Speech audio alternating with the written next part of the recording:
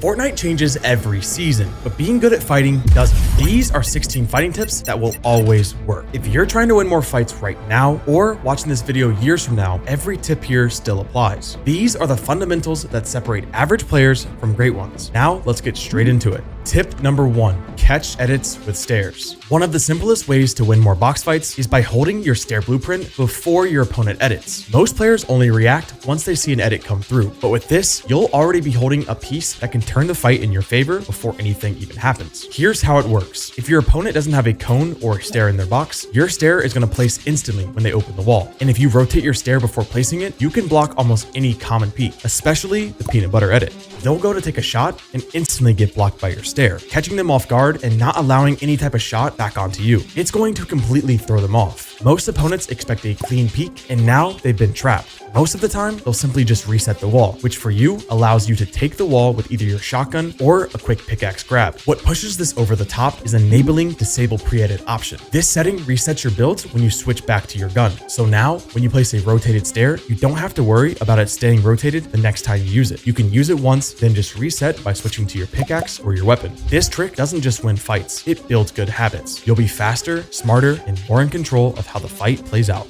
Tip number 2, phase in with timing. Phasing into a box looks simple, and it is, but only if you've practiced it. It's a mechanical skill with precise timing, and once you've learned it, you'll be finishing fights faster than ever before. To phase in, you need to break the wall while walking forward, then jump and land inside of the box as the wall breaks. It sounds simple, but the window for timing is super small. If you're too early or too late, you'll just be jumping in front of their wall. When you actually can land this move, your opponent will have almost no time to react, especially if you phase in on the first try. You should be practicing this move in creative until it's burned into your muscle memory. I've made a video talking about training your mechanics, and it is one of the key features I mentioned. You can check it out here or with a link in the description. Once you start doing it consistently, try to start using it in mid-game or in endgame when players are low or trying to heal. The greatest thing is, you don't even have to wait for damage to phase into a box. Sometimes just being inside the box is enough. Players will panic when they get caught off guard, and if they're not ready, they're going to whiff or mess up an edit. Timing-based phasing is one of those mechanics that turns you from an average player into an elite player. Stop wasting your time trying to grab a wall and instead just jump right in.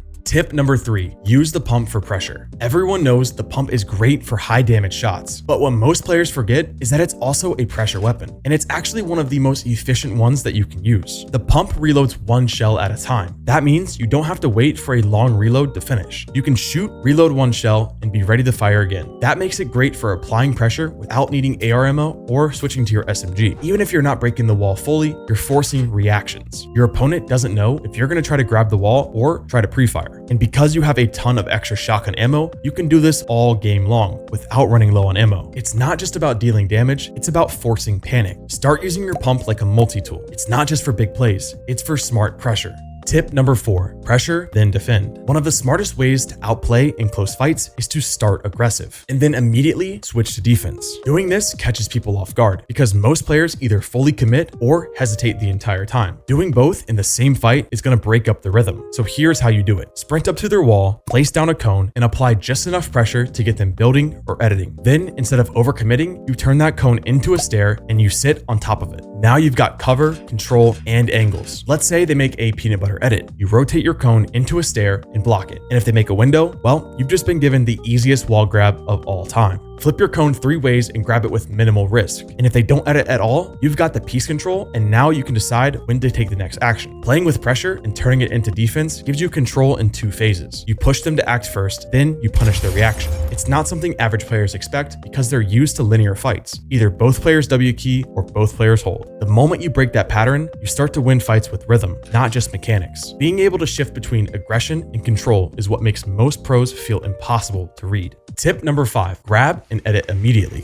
There's a moment in every fight when you take a wall, and that moment is where 90% of you fail.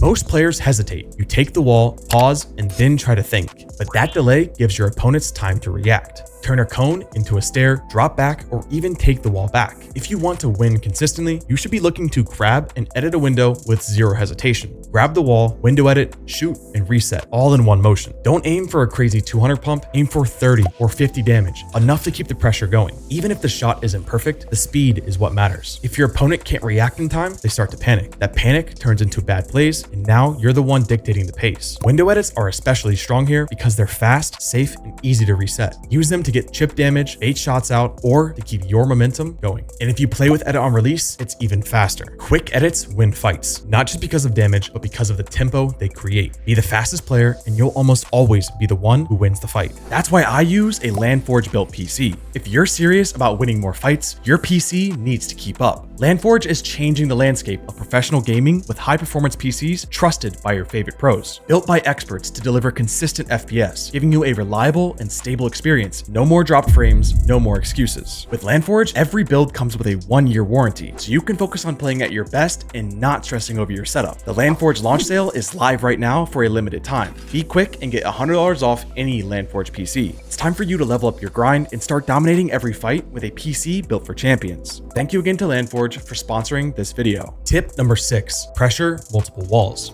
A huge mistake inexperienced players make is hitting the same wall over and over, hoping to grab the wall to go for a shot. Pros, they pressure multiple sides, and that forces mistakes. Here's how it works. You hit one wall, before they can react, you switch sides. This constant switching forces the defender to make split-second choices. Which side do they focus on holding? And if they pick the wrong side, then you've taken a free piece. Even if you're not the best mechanical player, you can still win fights just by being unpredictable. The goal is to keep your opponent second-guessing their every single move. You don't need to be clean, you just need to be fast. Hit each wall once, move, and repeat. It creates pressure that's hard to track. Once you get good at this, you can start layering in more complex patterns. Double pressure from two sides, breaking top piece while threatening a wall, or even coordinating with your teammates in duos or trios. Pressure isn't just about forcing your opponent into an uncomfortable situation, it's about overwhelming your opponent's awareness. And once you do that, you've already won. Tip number 7, bait right-hand peeks. Right-hand peeks are meta. They've always been strong, but because everyone uses them, they're also extremely predictable. This one might sound crazy, but believe me, this works. Simply put, jump in when your opponent makes a right-hand peek. Use that open space to get yourself inside the box and finish the fight quickly. This one is great to use after a bit of fighting them. Try not to show your aggression early so they won't predict it. Once they least expect it and edit another peanut butter edit, use that open space and jump right in. Average players will always go for the same edits. They don't mix it up. They feel safe behind their right-hand peeks. And when you start punishing it consistently, they'll either stop peeking or you'll get an easy way to eliminate them. You don't need to be fast. Doing this trick doesn't require speed. You just need to be smarter. Let them make a move, then capitalize on the mistake. Tip number 8, sprint is a resource. Sprint isn't infinite. It's not just a movement buff, it's a resource. And how you manage it determines whether you have an edge or you get caught lacking. When you burn your sprint just running around or jumping for no reason, you're wasting your best escape option. Or even worse, you're giving up the ability to close the gap when it actually matters. Instead, try to conserve it. Use your sprint in only moments that count. When you're taking a wall, repositioning after a shot, or escaping in a pinch during fights. Sprint is your only guaranteed mobility without needing an item, but it only matters if you treat it like something valuable. You need to pay close attention to your stamina bar, knowing when you have it and when it's still recharging. Try your best to never sprint before your bar is full so you can maximize timing. Sprinting before your bar gets full is just going to add more delay before it gets fully charged again. Focusing on your sprinting being maximized is a small adjustment that changes the pace of your movement entirely. You become more deliberate, more efficient, and your fights are going to feel so much cleaner. Next time you're fighting, ask yourself, am I wasting sprint or am I using it to win? Tip number 9, free build without sprint. There's a trap that tons of players fall into. Free building on infinite sprint maps. It feels fast, flashy, and satisfying, but it hides your bad habits. If you want to clean up your mechanics, go cold turkey. Practice on maps that have normal sprint mechanics. Start practicing your free building the same way, but without the crutch. You'll notice immediately that you're going to need to put more focus on using your sprint correctly, and your timing needs to be perfect. This forces you to sharpen your fundamentals. Every mistake is clearer, and when you hop back into a real game where your sprint is limited, or you're out of sprint mid-fight, these clean mechanics are gonna hold up. You don't have to panic, you don't overbuild, and you move with intention. It's gonna feel slow at first, but it's the best way to build true consistency. Take the first 10 minutes of your free build and build without sprint. Your placements will thank you later. Tip number 10, free build with sprint. Once your timing is locked in from practicing without sprint, now is your time to go all out. Infinite sprint free building lets you push your speed to the limit. This is where you can explore creativity, chaining side jumps into high walls, sprinting through double or triple edits, then straight into 90s, or even practicing quad edits. This is a great time to practice full speed piece control routines, sprinting as much as possible to maximize your difficulty. The point isn't to be perfect, it's to push your pace beyond what's comfortable. You'll mess up, but every rep makes your mechanics faster and smoother. The best players can do both, slow and clean without sprint, then be explosive and fast with it. That balance is what's going to make your movement feel effortless in game. Tip number 11, crouch to reset jump fatigue. Jump fatigue can be one of the most annoying mechanics in Fortnite. You're in the middle of a retake and suddenly your jump feels heavy. You miss your side jump and everything falls apart. But here's the simple fix. You just need to crouch. Every time you crouch, you reset your jump fatigue. Just a quick crouch tap and you'll be good to go. It doesn't matter if it's between builds or while waiting for a play to develop. That's why top players crouch during retakes. It's not just a rhythm thing, it's functional. It lets them keep moving fluidly without losing height or speed. Being able to control your jump fatigue will also allow you to be more explosive during fights. Start incorporating crouches into your warm-up. It feels like a small change, but it smooths out your movement dramatically. No more missed side jumps, no more awkward falls, just cleaner movement all around. Tip number 12, jump into your cone. This is a high IQ defensive move that most players never use. When you get boxed and you're getting pressured, jump into your own cone. If there's no floor above you, stand in the middle of your box, jump, then place a floor to land inside the cone. And now you can break free. You've just escaped a sketchy situation extremely quickly. Doing this without fail will 100% catch your opponent off guard. Now you have free height above the player and you control the fight. This move is quick and clean. Most players aren't tracking vertically mid-fight. Jumping into your cone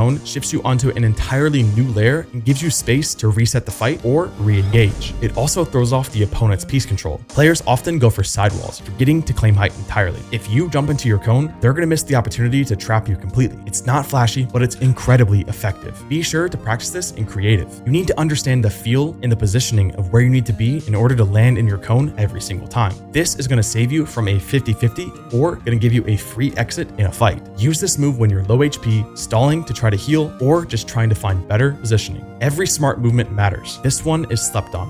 Tip number 13, pressure into pre-piece. Pressure into pre-piece is one of the most underused mechanics in the game. Most players are going to go for the typical full box, trying to catch the player running out. But in today's day and age, this never works. The smarter play is just placing 1 or 2 pieces ahead of time. Then wait for your opponent to use one of his only other options, and then you piece it up, sending him back to the lobby. This move is extremely simple, but it takes a bit more thinking to execute it well. If you just block off every possible exit, you'll never actually be able to predict where they're going to go, or they'll just go straight down. Cut off just a few exits and play aggressive for the ones that are open, knowing that's what the opponent on the inside is thinking. This is how top tier players like Peterbot win fights without even breaking a sweat. They don't chase, they don't overcommit, they guide their opponents into bad positions. Prediction pre-piece is about patience, reading where your opponent is most likely to go, cutting them off from the most likely options, and then using their last possible escape to take them out. One of the easiest ways to execute prediction piece is to grab double edits on the outside of the box, forcing the opponent to either go up or down. Typically, your opponent is going to opt to go upwards, as it's an advantage to them if they can get to height. Knowing that, wait for them to start editing with their floor and stair, then slap a wall up while they're mid-edit and catch them while they think it's free.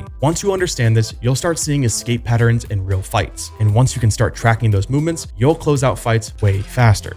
Tip number 14, the Seize Classic. This is one of the most satisfying plays in Fortnite, and it works at every level. When you're box fighting an opponent, pull this move out. Cut your stair in half, making it attached to the closest wall of your opponent. This isn't your typical right-hand peek, and that's why it's so great. Most opponents will try to grab the wall, and as soon as they take it, editing a peanut butter for a right-hand peek. But what makes the Seize Classic so great is that even when they edit a peanut butter, you can still play from below the stair. And if they try to edit to shoot your feet, you jump up and grab the wall back. You let them burn their first move, and once they show their hand, you re-engage. This is all about timing and rhythm. Feels like you're giving up space, but you're actually setting up a trap. Try this in ranked or creative, and you'll be shocked at how often it works.